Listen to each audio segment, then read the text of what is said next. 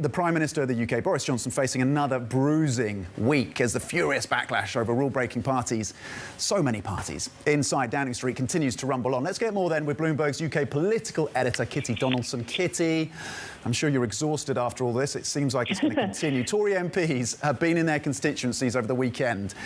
What have they been saying? How much pushback, how much anger really is there? And are they taking that and articulating that in Westminster? Yes, good morning. Another week, probably some more revelations to come. We don't know yet. So Tory MPs, yes, they come back to Westminster this morning. They've been in their constituencies all weekend, talking to their agents, talking to people on the street.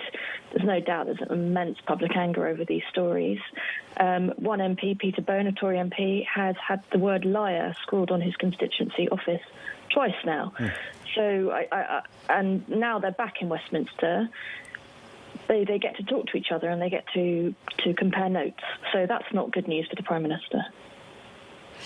Kitty, it's pretty incredible that, none of us, or at least the non-experts, can't really remember how many parties there have been because there are so many Partygates. How can Boris Johnson actually survive this? Well, he can survive it by the inertia of the party.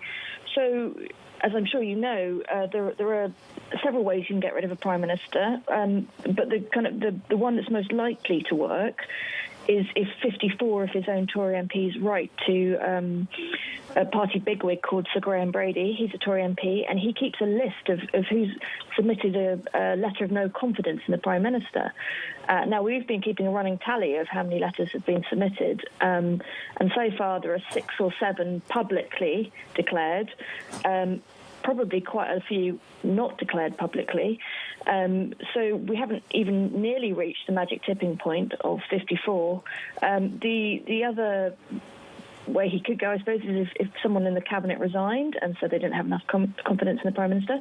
But this cabinet pretty much all owe their political fortunes to Boris Johnson. So it seems unlikely for anything to move on that front. Having said that, quite a lot of MPs are holding back, waiting for Sue Gray to do her report or to publish her report into what happened over all these parties last year.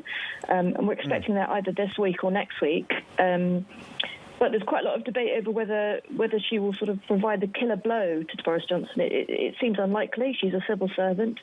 It's more likely she will just set out the facts of the case, i.e. a party on this date, another party, and then recommend any disciplinary action.